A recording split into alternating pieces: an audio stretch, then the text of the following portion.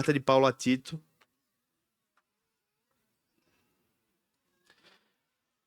E só para eu não esquecer, irmãos, a gente está iniciando esse mês uma nova turma do Bem-vindo à Nova Vida, que é a turma de membresia e de batismo aqui na nossa igreja. Então, se é o seu caso, você está chegando e quer ser batizado ou passar pelo processo de membresia, a gente vai iniciar esse mês ainda o Bem-vindo à Nova Vida. Então, se é o seu caso, nos procure. Na lista de transmissão, a gente vai enviar também o link de inscrição. Vamos abrir aqui na carta de Tito, capítulo 2.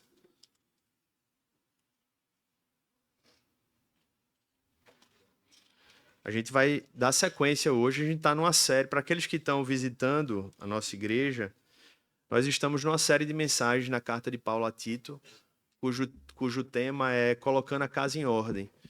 E aí a casa é no sentido literal e ao mesmo tempo figurado, né? Literal porque vamos falar das nossas casas aqui, das nossas famílias, mas também colocar em ordem toda a nossa vida diante do Senhor. Então já expomos alguns trechos dessa carta e hoje a gente vai dar sequência. Eu vou fazer uma introdução para ajudar quem está chegando hoje a se situar também.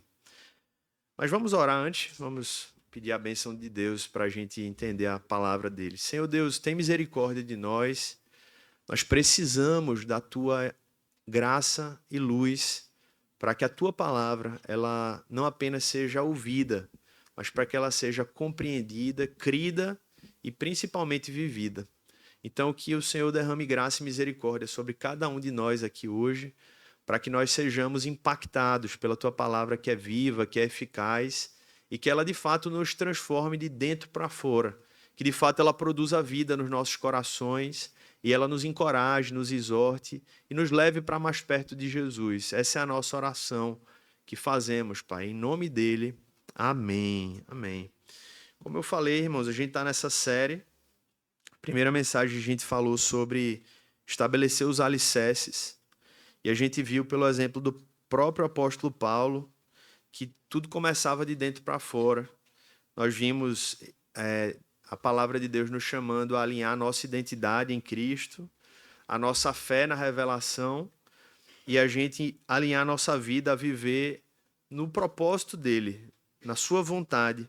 E a gente, quando alinha esses três pilares, a gente encontra mais clareza para colocar a nossa vida em ordem. Na semana passada a gente falou sobre a importância da liderança da igreja, para colocar a igreja em ordem, mas também para colocar as nossas vidas em ordem, já que a igreja é o povo de Deus e a liderança coopera para que essa comunidade e as demais espalhadas pelo mundo, elas funcionem de acordo com os propósitos de Deus e da sua palavra. Então falamos sobre o papel da liderança na vida da igreja, à luz do versículo 5 a 16 do capítulo 1. E hoje a gente vai chegar no capítulo 2. O tema dessa mensagem é colocando os papéis em ordem. O apóstolo Paulo ele vai falar de papéis que costumeiramente e inevitavelmente todos nós aqui exercemos, seja pela nosso momento de vida, a nossa idade, pela posição, pelo papel social que a gente exerce. E é um dos textos mais práticos de todo o Novo Testamento, quando o apóstolo Paulo ele fala sobre várias áreas e idades de vida onde nós vamos sendo usados. E o Senhor tem expectativas claras para cada um de nós, seja na idade que nós temos, seja no papel que a gente exerce. E vocês vão perceber à luz da leitura agora do versículo 1 a 10, o que é que eu estou falando. Eu queria convidar você a ler comigo, a partir do versículo 1.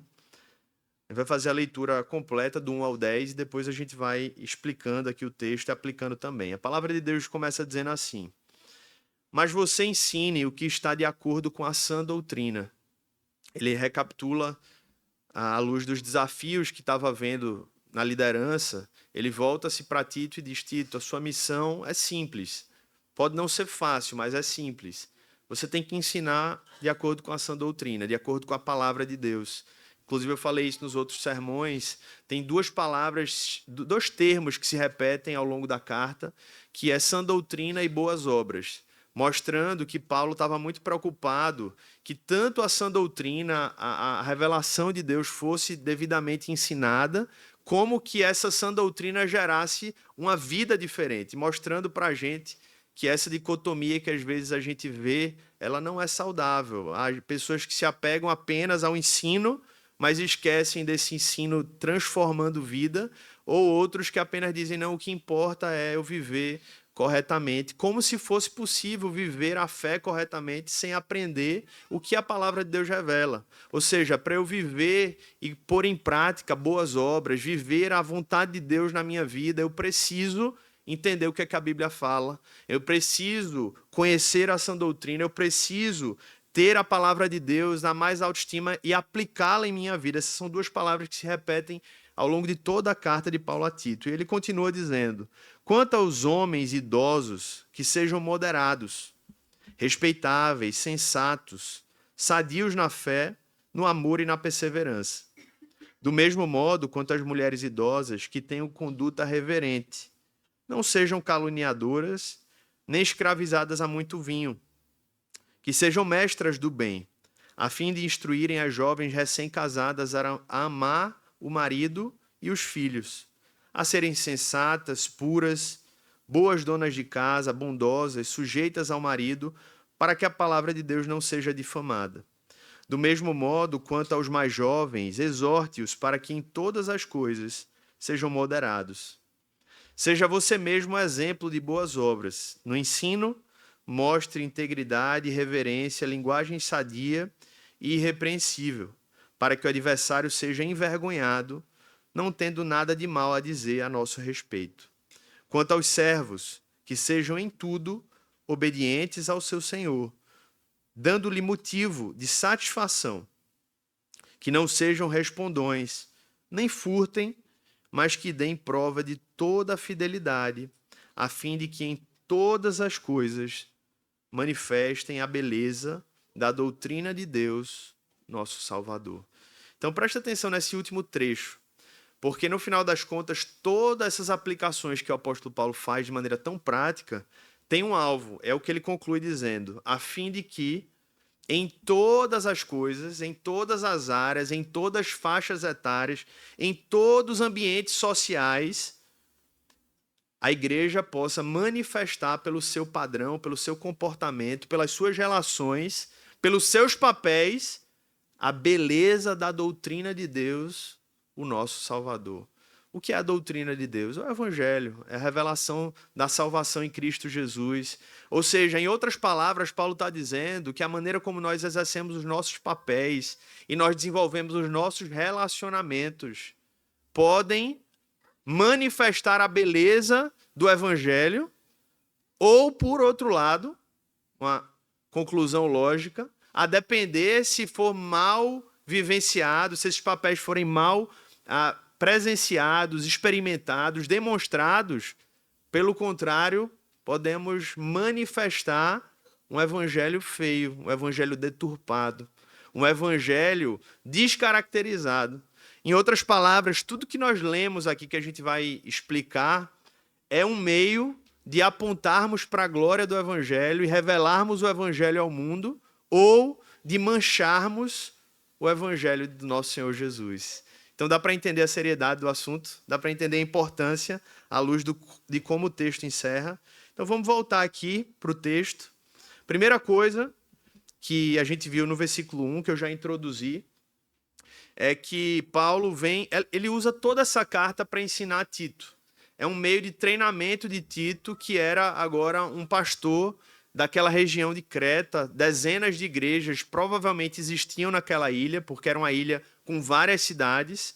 E depois de falar para Tito sobre os problemas na igreja, dos falsos mestres, Paulo resume, como eu comecei falando. Tito, ser pastor não é fácil, mas se tem uma coisa que você não pode abrir mão, dentre vários desafios, não abra mão de ensinar a sã doutrina. Se você fizer isso, o resto o Senhor faz, o resto o Senhor resolve. E é interessante que ele faz questão de dizer, ensine o que está de acordo com a sã doutrina. Ele não diz assim, Tito, fale o que você acha bom, fale o que você acha interessante, fale o que você acha legal. Ele diz assim, ensine o que está de acordo com a sã doutrina, com a revelação da palavra, porque é essa palavra que vai produzir vida, que vai produzir boas obras. Então ele sabia que se tinha uma missão que a igreja não podia falhar, era na transmissão da verdade de Deus, porque é a verdade de Deus que produz a vida de Deus. Certa vez no seminário, eu ouvi uma frase que me marcou muito, muito simples, nada surpreendente, mas que até hoje eu carrego comigo. Eu ouvi o professor dando aula e dizendo assim: pastor, né, vocês estão se preparando para ser pastores, tem uma coisa que você precisa fazer na sua missão, é levar o povo de volta continuamente à palavra de Deus. Uma das missões do líder espiritual é fazer o povo ler a palavra de Deus, viver a palavra de Deus, aplicar a palavra de Deus. E é exatamente isso que, na verdade, os reformadores entenderam, e é esse o legado da reforma protestante, é entender que a palavra de Deus, quando ensinada, aplicada, lida, ela faz a sua obra. Perguntaram a Lutero: Lutero, o que é que você fez para gerar esse movimento? Ele disse: eu não fiz nada, eu só preguei a palavra e a palavra de Deus fez tudo. E isso se aplica a nossas vidas também. A gente não precisa de muita coisa, irmãos, a não ser ouvir a voz de Deus através da sua palavra e permitir que a palavra faça a sua obra. Talvez, nesse sentido, nosso maior desafio seja não criar barreiras ao que a palavra de Deus tem revelado. O problema de muitas pessoas não é não saber o que fazer, recebem a palavra, mas continuam fazendo do seu jeito. Ouvem o que tem que ser feito, mas continuam insistindo em fazer da sua maneira.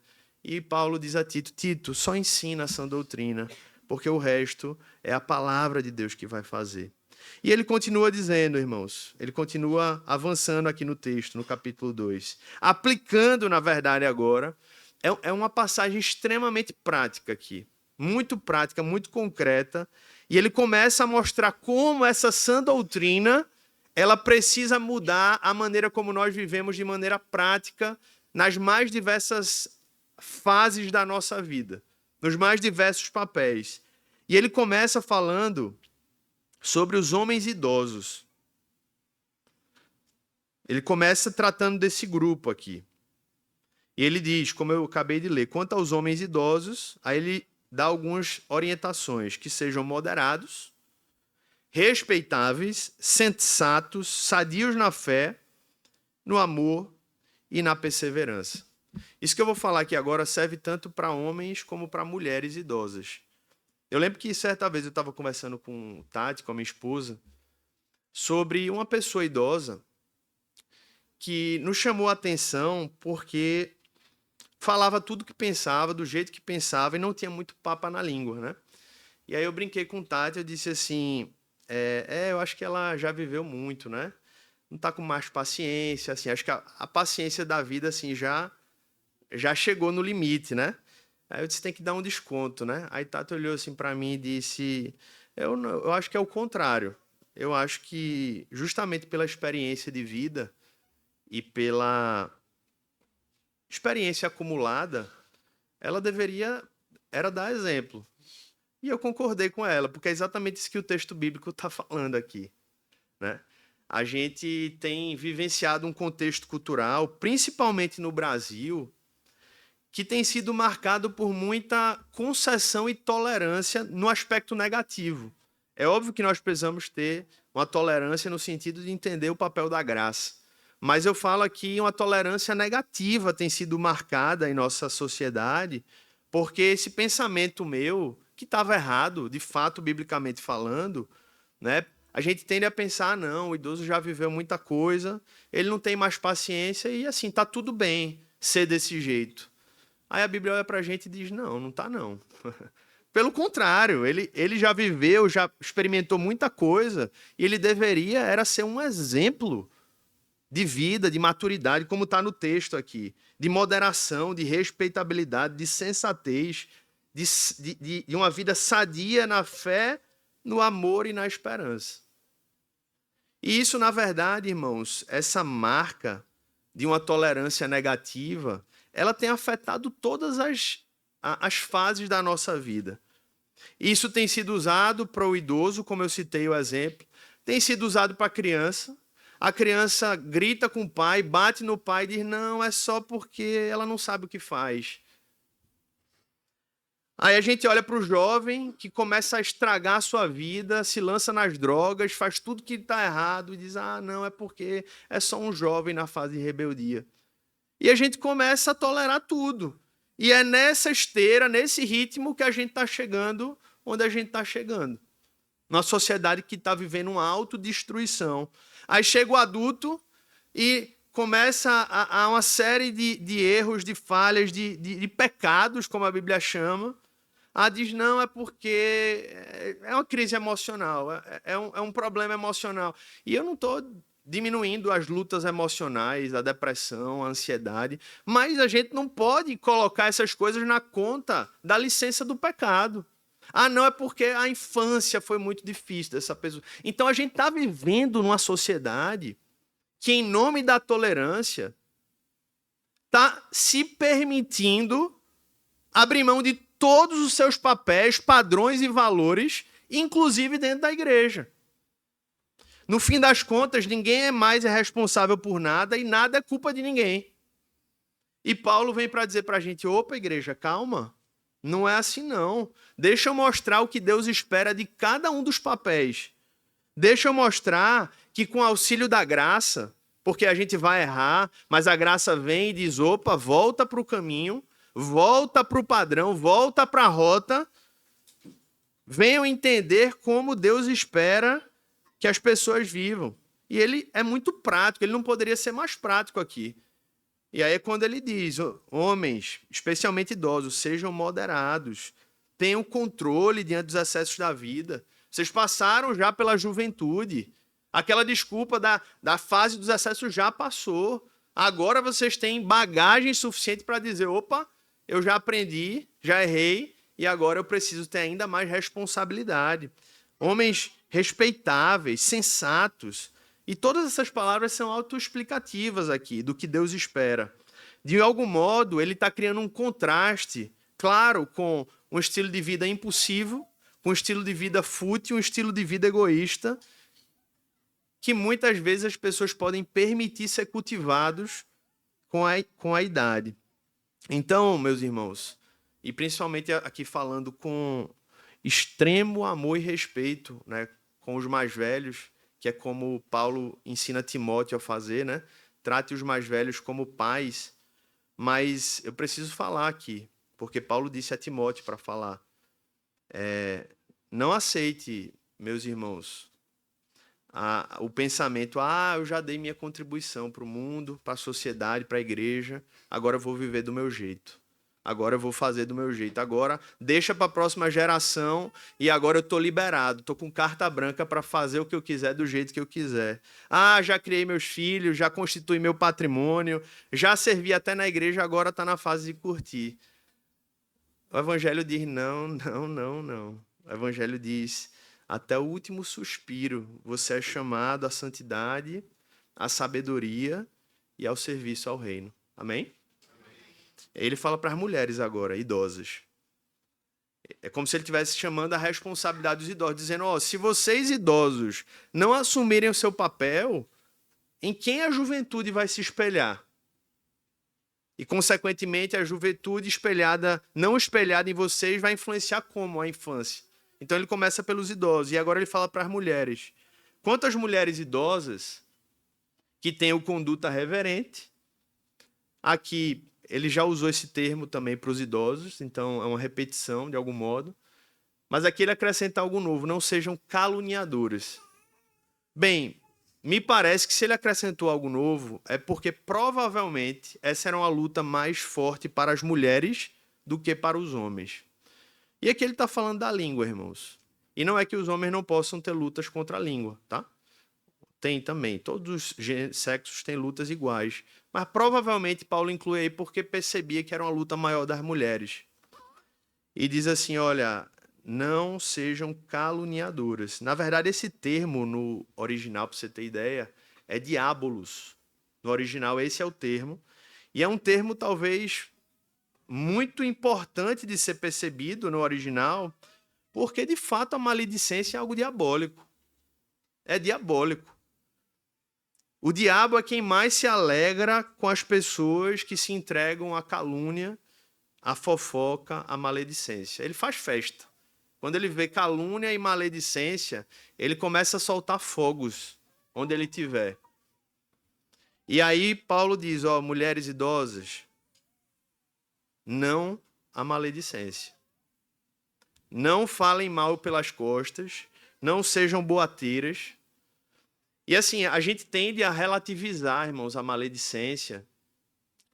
Inclusive, Ariano Suassuna brincava, né? E a gente acaba achando engraçado. Ele que foi um gênio, mas assim, a gente precisa confrontar também até Ariano Suassuna, né?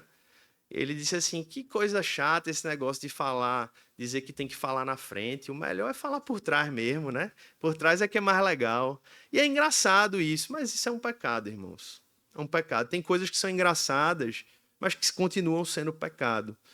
E Paulo diz, mulheres idosas, não sejam caluniadoras, cuidado com a língua.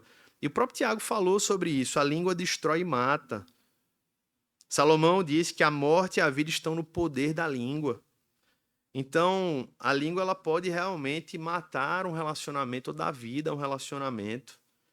Por isso, Paulo diz, cuidado, mulheres idosas, cuidado com a língua. Além disso, não devem ser escravizadas a muito vinho.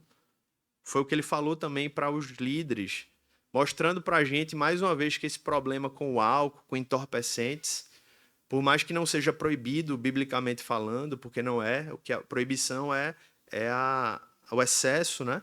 Mas ele mostra, tanto falando para os líderes da igreja, quanto falando para as pessoas ali em comum da igreja, olha, não seja escravizado pelo vinho. Se você estiver sendo escravizado, abandone, jogue fora, saia dessa.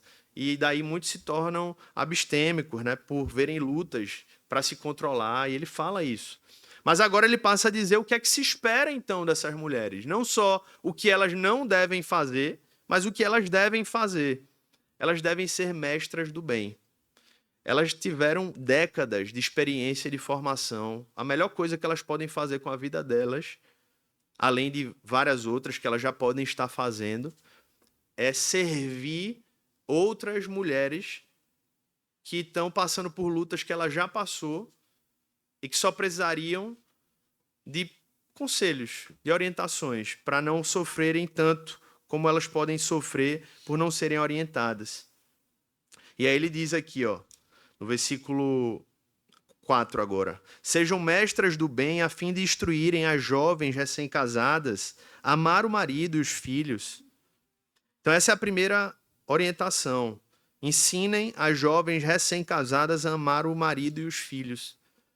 Quando Paulo fala em Efésios para os maridos amarem as esposas como Cristo amou a igreja, ele usa o termo ágape, o amor no sentido mais sacrificial, o amor que remonta ao amor de Cristo pela igreja. Quando ele usa aqui, falando para as mulheres mais velhas ensinarem as mulheres mais jovens, ele usa o amor filéu, que é um amor que também é sacrificial, obviamente, mas ele tem uma característica mais companheira, mais afetiva. O que parece dar a entender que Paulo está dizendo a Tito agora que as mulheres mais velhas precisam ensinar os maridos, precisam ensinar as mulheres a amarem o seu marido, não exatamente como os maridos devem amar a esposa, naquele sentido mais sacrificial, né, de entrega de vida, ainda que isso também se aplique, mas ela fala mais de um aspecto afetivo, ou seja, dizendo que as mulheres precisam aprender a adornar com afetos o seu lar e aprenderem a serem afetuosas com os seus maridos, e elas precisam aprender isso com mulheres mais velhas. E isso é muito importante, irmãos, porque a vida comum do lar, ela pode fazer com que, e ela faz com que, se nós não tivermos muito cuidado, ela pode fazer com que nós passemos a banalizar a relação, principalmente marido e mulher.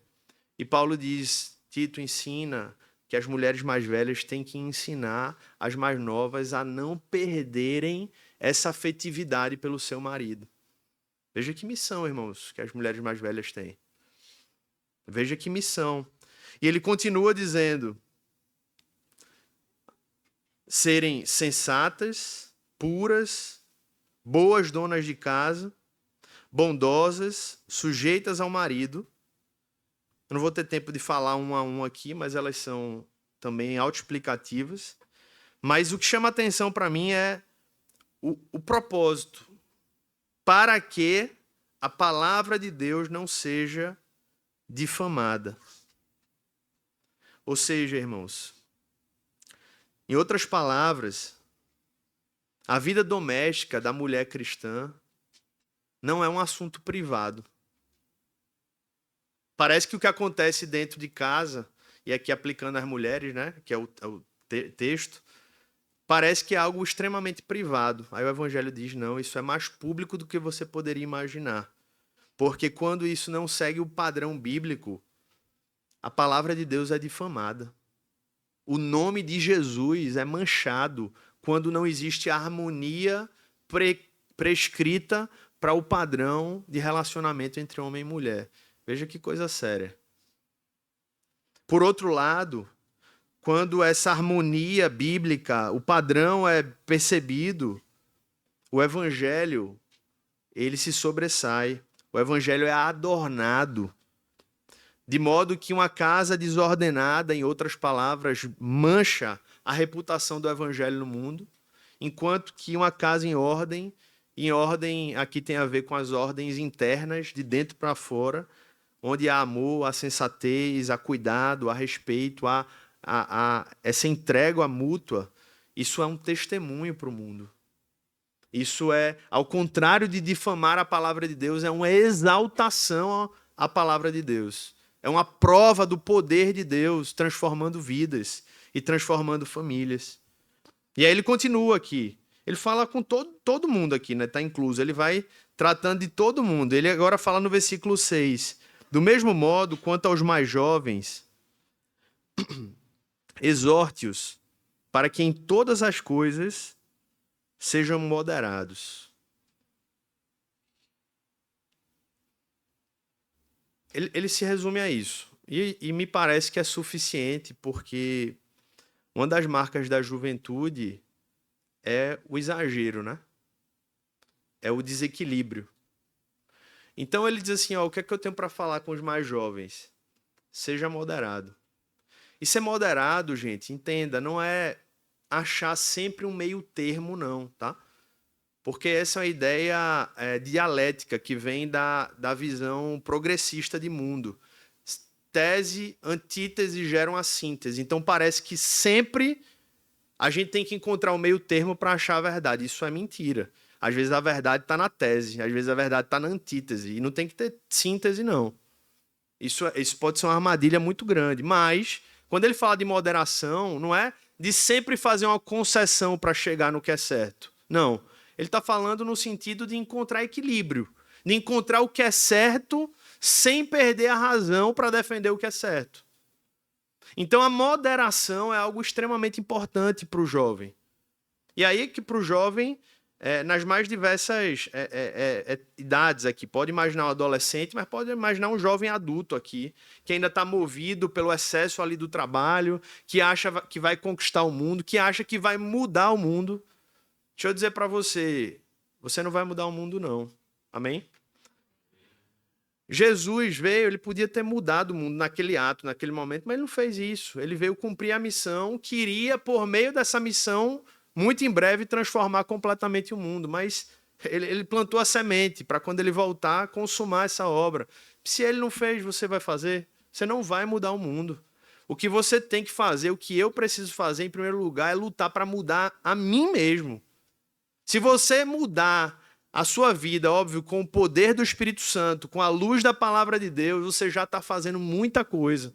Então, jovem, você não vai mudar o mundo. Seja moderado, seja inteligente, entenda o que Deus está pedindo de você. Entenda o que Deus está pedindo para a sua realidade hoje. E não tente mudar o mundo, porque você não vai mudar. Mas se você se sujeitar a Deus e for moderado, à luz da palavra de Deus, você já está fazendo tudo o que Ele pede de você. E aí talvez ele até comece a mudar alguma coisa, viu? Aí talvez ele até comece a fazer algo que você nem imaginava por meio da sua vida, por meio da sua família, por meio da influência do trabalho, da vocação que ele tem te dado. Amém? E aí ele fala com Tito agora. Tito, eu estou falando com todo mundo, mas eu tenho que falar com você também. Ele diz assim: seja você mesmo um exemplo de boas obras. Então, mostre com a sua vida exemplo. E no ensino, mostre integridade, reverência, linguagem sadia e irrepreensível, para que o adversário seja envergonhado, não tendo nada de mal a dizer a nosso respeito. Irmãos, uma das aplicações aqui dessa parte aqui é que é com base em passagens como essa que eu entendo claramente que a postura de ensino, sobretudo do ensino público, do púlpito da igreja, é uma linguagem que tem que ser séria. Eu sei que tem muitos pastores hoje aí que estão conhecidos pelas piadas em púlpito, né? E assim, eu entendo o quanto isso conecta com as pessoas. Porque a gente gosta, né? De piada. Eu gosto de piada, inclusive. Não tenho problema com piada, não. Gosto. Não sou muito bom de contar, não, mas gosto de ouvir, gosto de... Mas assim, Paulo diz, olha, Tito, se tem uma coisa que precisam lhe conhecer para que você mostre no ensino integridade, reverência, linguagem sadia e irrepreensível. Então, meus irmãos, o ensino da igreja, o modelo de ensino bíblico é um ensino onde a marca é reverência, é seriedade. A gente está falando de algo muito sério aqui. A gente está falando sobre salvação eterna. A gente está falando sobre uma vida que precisa ser transformada para revelar Cristo para o mundo. A gente está falando de coisas que podem difamar a palavra de Deus. Então são coisas muito sérias. É igual você estar numa consulta no médico onde estão falando de um possível câncer que está sendo identificado e você está tendo aquela conversa cheia de piada. Você vai achar isso normal? Não vai. E se você achar normal, quem provavelmente não está normal é você, naquele contexto. Então, essa é uma das marcas do ensino. Ele precisa ser reverente, ele precisa usar de linguagem sadia, precisa ser irrepreensível. E ele continua aqui, falando agora para os servos, versículo 9. Quanto aos servos, que sejam em tudo obedientes ao seu senhor, dando-lhe motivo de satisfação. E aí ele é bem prático aqui, né? Que não sejam respondões, nem furtem, mas que deem prova de toda a fidelidade. Então, os servos aqui eram aqueles que trabalhavam, inclusive, na época, no contexto, havia escravidão, então se incluíam também aqui todos aqueles que serviam, que trabalhavam. Obviamente, a escravidão naquela época, por mais que já fosse algo que de algum modo já afetasse a percepção da imago Dei, né? Algo que o evangelho já foi plantando sementes para isso ser abolido, como foi, por influência principalmente de um cristão na Inglaterra, William Wilberforce. Ela tinha algumas características que eram diferentes em alguns aspectos da escravidão moderna. Então, por exemplo, era muito comum pessoas serem escravizadas por dívidas. É aquela velha situação, não igual, né? Mas não tem como pagar a conta do restaurante. Vai lavar o quê? Os pratos, né? Então acontecia muito isso. Pessoas de alta classe social, às vezes até, perdiam tudo, não tinham como pagar, iam trabalhar para o outro até quitar que estava a dívida, estava livre. Então, era um contexto cultural muito forte, onde a escravidão, inclusive por dívida, existia muito. E Paulo olha até para essas pessoas e também para os trabalhadores em geral e dizem, presta atenção numa coisa. Vocês precisam, mesmo nesse contexto tão desafiador, mostrar se vocês são ou não são crentes.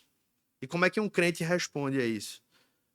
Ele diz, vocês precisam honrar e obedecer o seu Senhor, dando-lhe motivo de satisfação. Existem relatos históricos que mostram que, nesses leilões de escravos, lá nos primeiros séculos, os cristãos eram mais caros. Justamente porque eles não eram respondões e eles nem furtavam os seus patrões. Pelo contrário, eles provavam fidelidade. Então isso se aplica a nós hoje, irmãos, a todos aqueles que dedicam o seu trabalho a uma empresa, a uma organização, ou simplesmente trabalham, entre aspas, para si mesmo, mas no final trabalham para Deus, porque todo mundo está trabalhando para Deus no final das contas, se você entende o que é vocação. e entende que as qualidades aqui exigidas, elas são exigidas para todos. Todos nós precisamos ser fiéis na vocação que o Senhor tem nos dado. Sermos honestos na maneira de lidar com os nossos relacionamentos, inclusive no trabalho. Precisamos revelar fidelidade, porque o Evangelho ele nos chama a esse estilo de vida que é transformado em todas as esferas, em todas as experiências, inclusive também no trabalho. Mas tem crente que ainda está acreditando que pode ser crente no domingo e na segunda está trabalhando como um pagão. Isso é mentira, meus irmãos. Isso é diabólico, isso é perversão. O Senhor quer sua segunda-feira, viu? O Senhor quer o seu serviço no trabalho, viu? Ele quer ser Senhor de toda a sua história. Ele quer ser Senhor da sua vida. Ele quer ser Senhor de tudo que você faz. Você está disposto a entregar isso a Ele? É isso que Ele quer. E Ele quer isso para o nosso bem, porque a melhor coisa é estar nas mãos do Senhor. A melhor coisa é estar fazendo a vontade dEle, ainda que humanamente a recompensa não seja imediata, mas continua sendo melhor estar nas mãos de Deus sempre, porque Ele sempre há de prover o melhor para nós, irmãos. Não o que nós queremos, não o que nós achamos melhor, mas o que Ele há e tem de melhor para nós, amém? E a fim de que não só nós sejamos abençoados, porque também tem um problema nisso, parece que a gente também só quer fazer coisa quando a gente vê um sentido humano, mas na verdade o chamado de Deus para a fidelidade, para a honestidade, para seguir o padrão que Ele quer para nós, é para que principalmente o seu nome seja glorificado, para que seja manifesta a beleza do Evangelho. E aí eu te pergunto, você está disposto a pagar um preço, a sofrer um dano, para que o Evangelho seja glorificado, para que o nome de Deus seja glorificado? Se for necessário que você sofra o dano, para que o Evangelho seja glorificado, você está disposto? Pois bem, é o que a Bíblia pede de nós. É o que o Senhor pede de nós. Ele diz assim, olha, não sejam respondões. Ah, mas vão achar que eu sou besta. Tudo bem, não sejam respondões. Ah, mas não furtem. Ah, mas não está dando certo. Não vai encaixar aqui as contas. Não furtem. Mas deem prova de toda a fidelidade, para que a beleza do Evangelho, da doutrina de Deus seja manifesta. Então, irmãos, o Evangelho, a gente percebe aqui que ele forma a cultura. O Evangelho, ele molda uma sociedade. A doutrina de Deus aqui, ela produz um padrão para a sociedade. Tudo isso que a gente falou aqui, ou a maioria das coisas que nós falamos, são completo absurdos no contexto atual. São coisas estranhas, são coisas que as pessoas pagãs olham e dizem assim, como assim? Que estilo de vida é esse? Como alguém pode aceitar viver dessa forma? Como alguém ainda pode acreditar que tais padrões são esperados? Mas a Bíblia olha para nós e diz, sim, há um padrão. Mostra que sim, o Evangelho é uma força que ordena cada papel da vida cristã. Então, eu queria concluir lembrando que o que Paulo vem ensinando a Tito desde o capítulo 1 é que sã doutrina gera ou deveria gerar uma sã conduta. Então, se não há mudança de vida, essa sã doutrina ela não está penetrando de verdade o coração. Sã doutrina produz sã conduta ou muda paulatinamente a conduta. E às vezes pode ser o problema do que se ouve, mas às vezes pode ser o problema de como se está recebendo o que se ouve. Judas ouviu do melhor mestre, irmãos. Jesus, 3 anos aprendendo com Jesus. O problema não foi o que Judas ouviu ou o que não ouviu. O problema era o coração de Judas. O problema era o coração de Judas. Então, desde homens e mulheres mais velhos, que devem ser exemplos de maturidade e instrutores, desde as mulheres mais jovens como guardiãs do lar, da família, jovens como exemplo de moderação, e todos no serviço a Deus. Nós todos temos padrões que o Evangelho nos propõe e que pela nossa força vai dar errado, viu? Não é pela sua força, você não é capaz. Nada disso do que nós falamos aqui hoje. Se você disser assim, eu entendi agora, tá tudo certo, eu vou conseguir colocar em prática, eu digo, já tá dando errado, meu irmão. Você tem que dobrar o seu joelho, você tem que clamar pelo Senhor e dizer, Pai, que esse evangelho, antes de mudar a minha conduta, mude o meu coração, quebrante a minha alma, mude quem eu sou de dentro para fora, e aí as coisas começam a ser colocadas em ordem. E o grande propósito é que a beleza do evangelho seja manifesta, a beleza da doutrina de Deus, o nosso Salvador. E aí, como é que a gente aplica isso, assim, de uma maneira muito direta, irmãos? É a gente parando para pensar e perguntar, individualmente, assim, aplicando a sua vida. Honestamente, eu tenho vivido os papéis que Deus espera para a minha vida? E eu tenho vivido os papéis que Deus espera para a minha vida do modo que Deus espera que eu os viva? Jesus veio a esse mundo e ele poderia ter se tornado rei, ter derrubado o Império Romano, ter constituído uma nova ordem mundial, ele poderia ter distribuído pão em abundância para todos os famintos, poderia ter curado todas as doenças. Podia ou não podia? Ele tinha poder ou não? Ele poderia ter resolvido tudo aos olhos humanos imediatamente.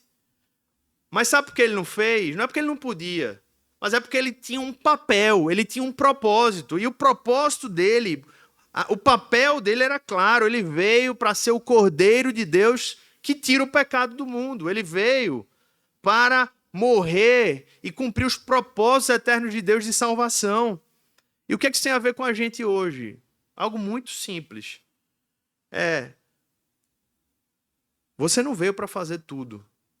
Você veio para cumprir os papéis que Deus designou para você. E um mundo com tantas vozes, com tantas demandas, é fácil a gente negligenciar aquilo que Deus nos chamou para fazer. É ou não é? Muito fácil. Então, você é mãe, é uma esposa, você pode atuar, ter trabalho, ter mestrado, ter doutorado, você pode ter tudo. Agora, você precisa parar para pensar, eu tenho amado o meu marido e os meus filhos? Porque essa é a principal missão que Paulo dá a Tito para que ele ensine as mulheres mais velhas e dizem, mulheres mais velhas, tem uma coisa que vocês não podem deixar as mais novas esquecerem, vocês precisam amar os seus maridos e os seus filhos. E tem uma ordem aqui, primeiro maridos e depois filhos, e a ordem importa também, tá? Os maridos estão na ordem de prioridade, porque o marido junto com você forma a árvore. E os filhos são frutos. Então, o que é mais importante, a árvore ou o fruto? A árvore, porque com a árvore eu gero frutos. É lógica também. Então, a gente precisa parar para pensar, tenho cumprido, tenho me empenhado a viver os papéis que Deus tem proposto para mim? Você é empresário? Aí você começa a ver noticiário, começa a ver as notícias do Congresso Nacional, do STF, e você começa a ficar desesperado. E começa a querer ou dar o seu jeitinho de resolver as coisas, que muitas vezes pode não ser honesto, ou você pode querer agora entrar na briga, não, agora eu vou entrar na política e eu vou resolver isso. Calma, Deus te chamou para quê? Foi para ser empresário? Então faz o que Deus te chamou com excelência.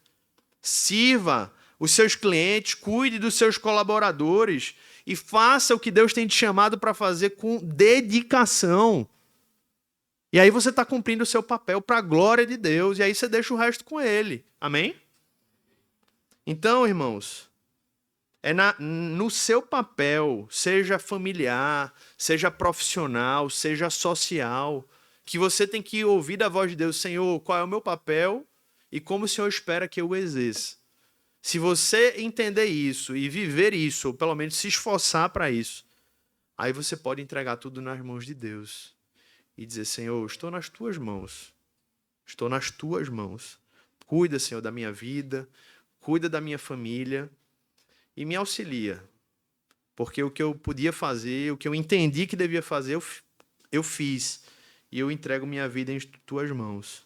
Então, você quer ver a sua vida, a sua família, de algum modo, entre aspas, a sociedade em ordem, né? Por mais que a gente saiba que sempre tudo vai estar em constante movimento e luta para se desordenar, mas quer dar passos de ordem na sua vida, então comece por você, comece pelos seus papéis, comece priorizando o que é prioridade, porque é ali que o evangelho vai ser mais glorificado na sua vida.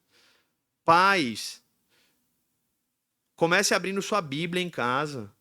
Ah, mas eu não sei não dar estudo bíblico, não. Vou chamar o pastor para fazer o estudo bíblico aqui na minha casa. Eu digo, não sabe.